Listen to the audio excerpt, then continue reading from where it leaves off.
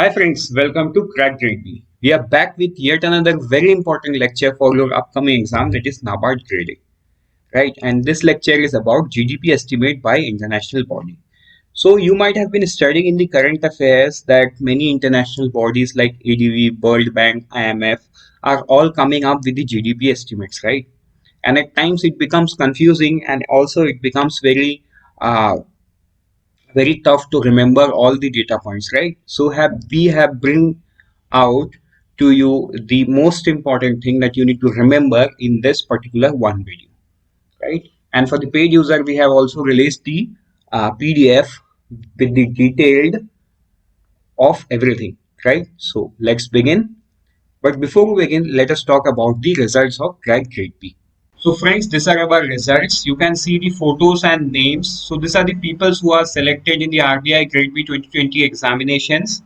Okay, but we will like to tell you that we do not fake claims like other institutes, right? Where they say 100 plus 200 selection from their own institutes. So we have a very small student base, and also we do not provide any material for the phase 1 examination.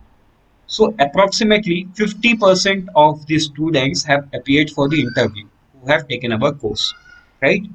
So, and if I go by the subscriber, it's 60 plus who were able to qualify the RBI Grade B Phase 2. Okay, most important. Then, approx 30 students have been qualified for the interview and 15 students are finally selected, right? So, these are our result and these are the phases of who have qualified the examination. Much congratulations to them. You can be here one day. So let's begin. So these are the names of some of the reports: Asian Development Outlook, Global Economic Prospect, World Economic Outlook July 2021, OEDC Economic Outlook, and World Economic Situation and Prospect Outlook, Prospect 2021. Right? So now let us just take a guess that if we remember who gives this data, right? So begin with me, try to answer it out. So the first one, Asian Development Outlook. Who gives this report? Right? So this report is given by Asian Development Bank. Then OEDC Economic Outlook. Who gives this report? This report is given by OEDC. Then Global Economic Prospect. Who gives this report? This report is given by the World Bank. Then World Economic Outlook July 2021. Who gives this report? This report is given by International Monetary Fund. And the last one is being given by the UNCTAD and UNDESA. Okay.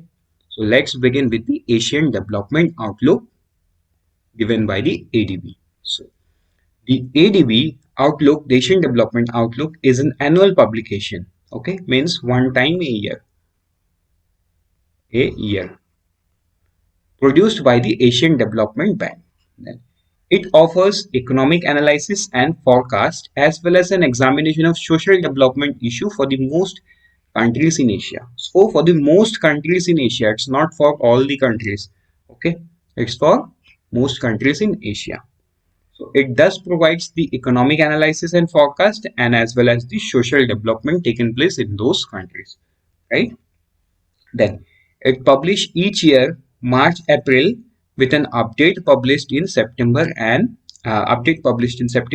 brief supplement published in July and December. So brief report is coming up on July and December, most importantly, right? So let us see what is there in the latest report of Asian Development Outlook. Okay, so this is about the world. I mean the rest of the country. It's not about the India. Recovery is underway in developing Asia, but with the growth projection for this year revised. So this is for Asia. Okay. Revised down slightly from 7.3 in Asian Development Outlook 2021 in April to 7.2% following renewed virus outbreak in some economy. Right. So when the first outlook came, it was 7.3. And now it has downgraded to 7.2. Why? Due to the virus outbreak in some economy, or you can say some major economy like India, right? Then The projection for 2022 is upgraded from 5.3 to 5.4. Okay, so means if everything goes fine, then the recovery would be at 5.4% for which region? For Asian region. Okay. Okay, this is about the regional inflation. Okay, what the forecast revised up marginally for 2020-21 to 2.4%, but unchanged at 2.7% for 2022. So what is for 2021? It's 2.4, and for 2022 it's 2.7%, right? Then expansion in People's Republic of China is still projected at 8.1% in 2021 and 5.5% in 2022 as favorable domestic and external trends, right? When it comes to major economies in the Asian region, China is one of the important country, right? Because of its size and the growth percentage, as well as India. So let us see what this report is saying about India, right? So in all the slides, wherever you see the yellow color, that means that particular line belongs to the Indian subcontinent, right? I mean the India. So India's 2021 growth projection is downgraded from 11% in April to 10% due to the second wave of pandemic, followed by 7.5% growth in 2022. First, it was given 11%. Then, due to outbreak, it was changed to 10%. And for 2022, it is 7.5%. I hope this much you can remember. This supplement rises the inflation forecast for India in financial year 2021 by 0.3 percentage points to 5.5%, while keeping the forecast for 2022 at 4.0%. For 2020, the inflation would be somewhere around 4.8%, and in current financial year, it would be 5.5% as per the Asian Development Outlook, right? So this much is more than enough, right? Because data is something that these are very close data, and chances of forgetting this is also high. So keep revising them. Okay. So let's move forward. Let us see. We have completed Asian Development Outlook. Now let us see OEDC Economic Outlook. So OEDC Economic Outlook provides an analysis and GDP growth forecast for all G20 countries. Now in the comment section, just mention if India is a part of G20 country or not. Look, so by common sense you can say yes. Also in the comment section, mention when did India join. Okay, so read about G20. Primary motto of asking you to write something in the comment section is because when you come across such things, just keep revising. Spend some 2 minutes about reading about G20. That would be enough. Okay, and the world economy as a whole. Okay, world GDP is projected to rise by 5.8% in 2021-22. The global economy had contracted 3.5%, 3.4% in 2020-21. Not that important, but this is important. Okay, then world GDP growth is expected to be 4.4% next year, but global income will still be the same USD 3 trillion less by end 2022. Okay, that was expected before the crisis hit. Then what it has to say about India? For 2020-21 means financial year 2021, India's GDP contracted at 7.7%. This is their estimate, right? Then the Organization for Economic Cooperation and Development, this is the full form of OEDC, cuts its growth projection for India for financial year 2022 to 9.9% from 12.6% estimated in March. Why? Because of the second wave of the pandemic. It's 9.9% as of now, as the second wave of coronavirus infection has paused the economic recovery in Asia's third largest economy. Okay, so Asia's third largest economy is India. So who is the first largest and who is the second largest? Mention it in the comment section. Okay. So let's move forward, and we have completed this as well. OEDC. So we have seen OEDC economic outlook. This is completed. Now let us see global economic prospect. So, so the GEP is the World Bank's semi-annual flagship, means 2 times a year. It's semi-annual flagship publication on the state of world economy. Okay, so for whom the data is given, it's for the world economy. Recently, the World Bank has released the GEP report. What it shows that the world economic output is projected to grow by 5.6% in 2021.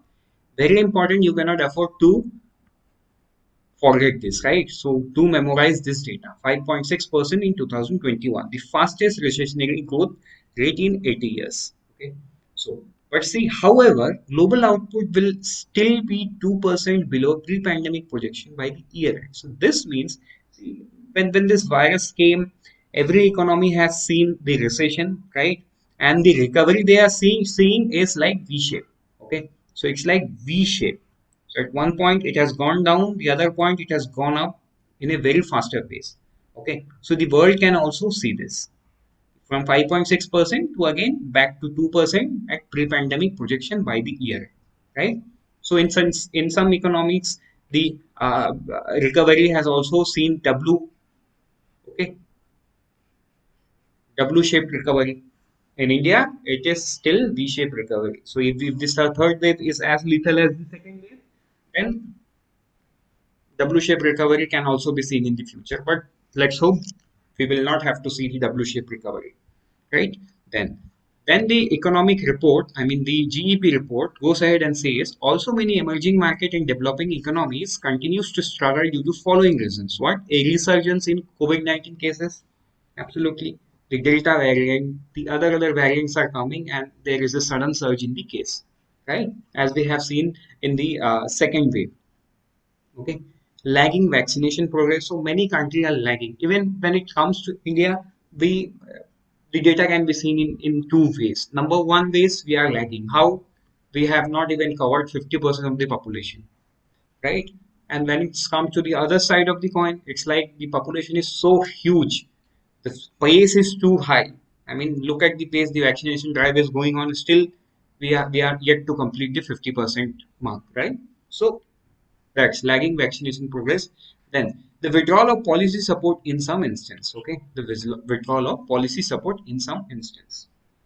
Then, so policy support means what? The fiscal policy or the monetary policy, right? So monetary policy is being managed by the central bank of most of the economies, including India, and the fiscal policy is being managed by the government, which in case for India is the union government, the finance ministry.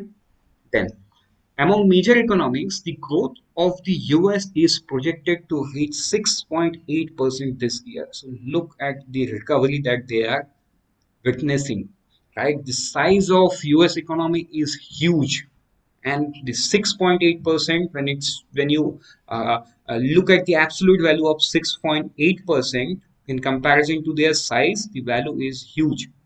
This is due to large-scale fiscal support and easing pandemic restriction. So in the recent times, even in the news, you have seen that US has gone to the pre-pandemic level in terms of growth and size of the economy. Even the report highlights the same. Why? This is due to the large fiscal support. So the government has given the support, okay, and that is being reciprocated by the economy and the data. Then, among emerging market and developing economies, China is anticipated to rebound to 8.5% this year, reflecting an increasing demand. So, China at 8.5%. Again, the Chinese economy is also big. So, when we see 8.5% of the Chinese economy, the absolute numbers will be very high. Okay, so let's move and let's see what is India specific in this report. So Indian economy is expected to grow at 8.3% for fiscal year 2021-22, Very important. 7.5% for 22-23. Okay, and 6.5% for 23-24. So see, this 7.5%, 6.5%, this completely depends on what is happening in future. Okay, what is happening in future? Maybe the fiscal support, maybe some government scheme like PLI schemes and other things. Okay, and the monetary policy support. So these are still far from reality. But given the present situation, it's 7.5% for 22-23 and 6.5% for 23-24. But what's for this fiscal year? It's 8.3%. Again, you cannot afford to forget this, right? So you will have to remember it, pause the video, try reading all these four paragraphs, very small lines for at least 5 to 6 times, and I hope you remember this. Then 8.3% for fiscal year 2021. How? Activity will benefit from policy support, including higher spending on infrastructure, rural development, and health, and a stronger than expected recovery in service and manufacturing. During the lockdown, so Indian service sector is also very big, right? During the lockdown, even they didn't knew how to work remotely. So given the time frame, they have learned to work remotely, and now things are coming back to pre-pandemic level, right? So when it comes to service sector and also in the manufacturing sector, then although the forecast has been revised by 2.9 percent points, this marks, okay, sorry for the spelling mistake, this marks significant expected economic damage for an enormous second COVID-19 wave and localized mobility restrictions since March 2020. So since you know the second wave was very, very lethal and there was no national lockdown, but the lockdown was placed at the local level. Okay. And if India as a whole, the entire country was completely on a lockdown somewhere around 1 or 1.5 months, right? So again, that has affected this recovery. So by how much point? By 2.5 percentage point. Okay. Then growth is expected to slow to 7.5% in 22-23. We see here it is written in one line, here the reason. As a result of the pandemic lingering effect on the financial position of household, companies, banks, and possibly low levels of consumer confidence and heightened uncertainty around job and incomes. So many people have lost the job due to pandemic. Many are put on half salary. Okay, and multiple reason. Okay, so maybe all are correct here. The employee who has lost the job, yes, he has lost the job, and on the other hand, the employer who had to suffer the financial loss due to this lockdown is also right. So why this growth is expected to slow to 7.5% from 8.3% is the reason. This is the reason as per the global economic prospect by the World Bank. Then, the report has said that economic activity in India would likely follow a similar but less pronounced collapse and recovery trend seen during the first wave. So this means that the Indian economy is uh, quite robust, that even if it collapses, the recovery trend will continue. Okay, so now what are the steps taken, right? So in few lines, the global economic prospect highlights this. The Reserve Bank of India announced measure to provide liquidity to MSME and loosen regulatory requirements on the provisioning for NPA. Okay, important. Then fiscal trends shifted in FY 2021-22 budget towards high expenditure targeted on healthcare infrastructure to boost the post-pandemic recovery. Remember, so if you have been following our YouTube channel regularly, I'm sure that you know that you have watched the budget video. So in how many pillars? In 6 pillars, the budget was presented, right? The first one was health and well-being.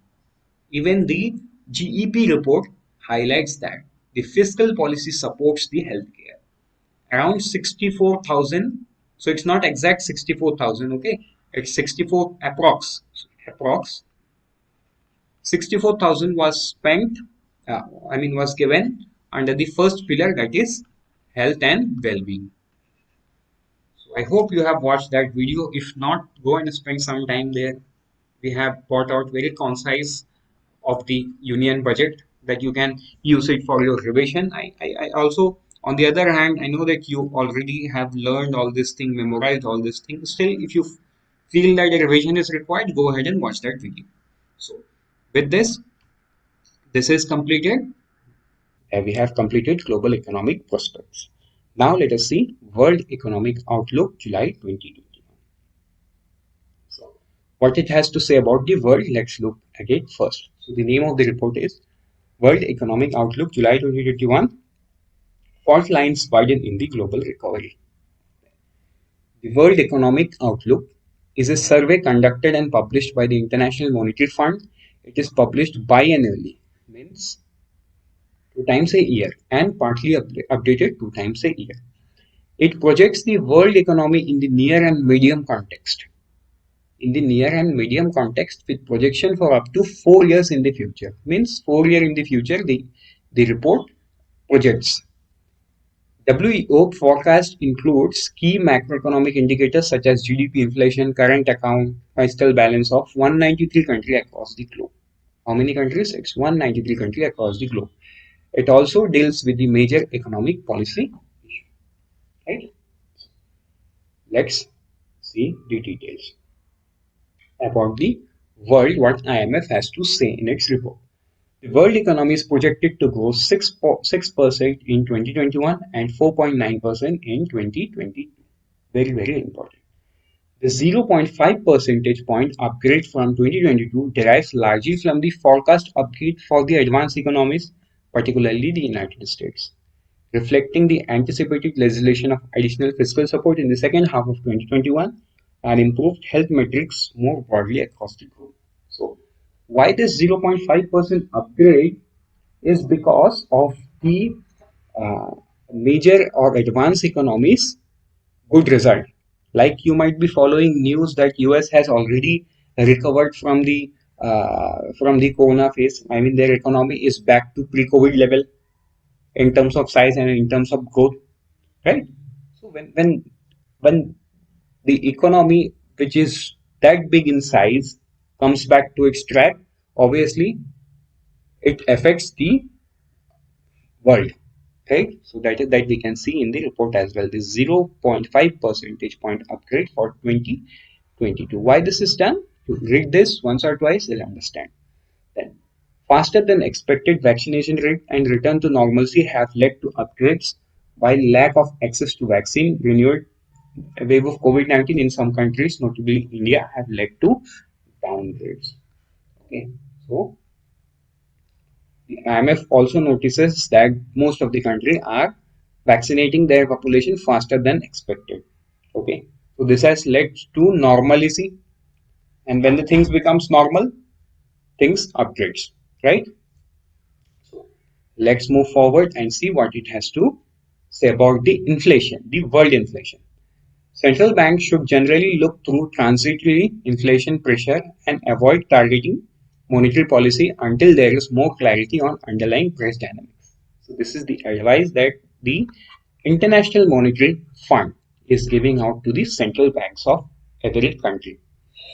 The proposed 650 billion general allocation of special drawing right at the IMF is set to boost asset reserves of all economics and help ease liquidity constraints. So in this report, IMF says that IMF is proposing to uh, give this $650 billion allocation of SDR rights to different economies, right? And if you have been following our current affair material, right, then you know this news already that this has already happened. So when it's come to Indian context, IMF has raised India's special drawing right allocation to 17.86 billion. So out of this 650 general allocation of SDR by the IMF, India's share is how much? 17.86 USD billion. Okay, so let's move forward and let's see what it has to say about the India. So Indian economy is expected to grow by 9.5% in 2021 and 8.5% in 2022. In 2020, Indian economy witnessed an estimated contraction of minus 7.3%. Then, growth prospects in India have been downgraded following the severe second wave during the March. So why the growth prospect in India has downgraded? Due to the severe second COVID wave. Then, additional fiscal measures have been proposed to mitigate the economic consequence of recurring infection waves. To which country? To Brazil and to India. Okay, so additional fiscal measures have been proposed. It has not been given still. Then, India with 8.5% would become the most expanding large economy in the world, with the closest competitor China is projected to grow by 5.7% in 2022. Okay, very very important line. You can quote this line when you write descriptive. So you know I had been constantly saying about the descriptive that you can write this, you can write that without even knowing the question. So many a times it feels like uh, the person explaining things at the other end doesn't know what question is going to come in the examination. But I go ahead and tell you that remember this thing, point out this thing, this can be helped. See, when you write a descriptive paper, and economics is something which is very much related, right? Even when you say economics and rural development, there is a uh, uh, interconnection between that, right? So economics is all about resource allocation. That's it. So when it comes to resource, even if you are writing something about rural India or urban India, so few things you can interconnect, right? So in contrary to that, this line is very important. India with 8.5% would become the most rapid expanding large economy in the world. Okay. So what is the approximate size of Indian economy? It's somewhere around 2.7 trillion USD. Okay. So as per the World Bank, this will grow by 8.5%. And China, on the other hand, will grow by 5.7% next to India. But the size of China's economy is much bigger than 2.7 trillion, right? So in terms of actual number, China is much ahead of India, right? So let's move forward with the next report, where we have completed the World Economic Outlook July 2021. So World Economic Situation and Prospect 2021. Okay, so this is not very important, but since this is given by the UN, United Nations, this becomes important, and many a times you can get a question or an objective in phase one. So what is UNCTAD? The United Nations Conference on Trade and Development. And what is UNDESA? United Nations Department of Economic and Social Affairs. And 5 United Nations Regional Economic Commission have jointly released the World Economic Situation and Prospect 2021 recently. This becomes important. So what it has to say about the world?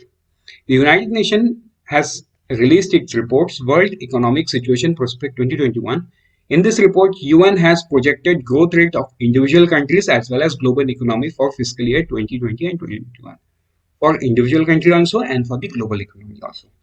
According to the World Economic Situation and Prospect Mid 2021 report, following a sharp contraction of 3.6% in 2020, the global economy is now projected to expand by 5.4% in 2021. Please remember this because this data is given by the United Nations, very powerful body in the world. Okay, and very important also. Amid rapid vaccination and continued fiscal and monetary support measures, China and the United States, the two largest economy, are on the path to recovery. China and United States. The size of China and the US economy is big. So when these two big economies are on the path to recovery, so maybe the Japan, India as well, because the size is big. It affects the average, right? So that it is. Now, Vaccine inequality between country and region is posing a significant risk to an already uneven and fragile global recovery. So, where we can see the inequality in the African countries, right? The way the US, the China, India, and all the developed and developing nation is going forward in vaccinating their people, the countries like Zimbabwe, okay, the African countries are way beyond the numbers that these countries are projecting and doing, right? So this is again highlighted by the United Nations. Vaccination equality between the countries and the region is a significant risk. The pandemic has pushed nearly 58 billion women and girls into extreme poverty. Okay, 58 billion women and girls into extreme poverty, dealing a huge blow of poverty reduction efforts worldwide and gender gaps in income, wealth, and education. Okay, so whatever every nation is running some of the other poverty reduction efforts, so this efforts has been shattered by the pandemic, where 58 million women and girls are into extreme poverty now. This is as per the World Economic Situation in Prospect 2020-21.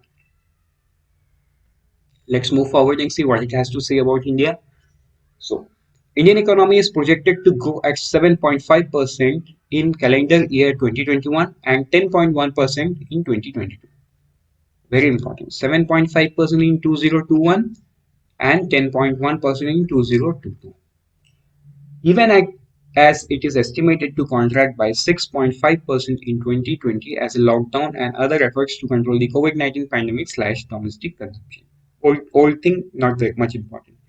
Due to second wave, the country has expanded vaccine eligibility and is ramming up the supply in every possible manner. But access to vaccines is unequal and insufficient to meet the massive demand. Why? Because of the population. Given the fluid situation, India's growth outlook in 2021 is highly fragile. Okay, and now we see that the third wave is much talked about, but nobody knows when it is coming or it is on the door. Is we don't know, and what is in the future also we don't know. It's completely depend on how does the effect of third wave hit the country, right? With this we have done with all the reports. So before we end up the lecture, let us see some of the important data points, right, which you should know for your phase 1 prospect. So Asian Development Outlook given by the Asian Development Bank, established on 1966 with 68 members, headquartered in Manila, Philippines. President or chairman is, so president is Matsugu Asukawa. Okay, India is the founding member.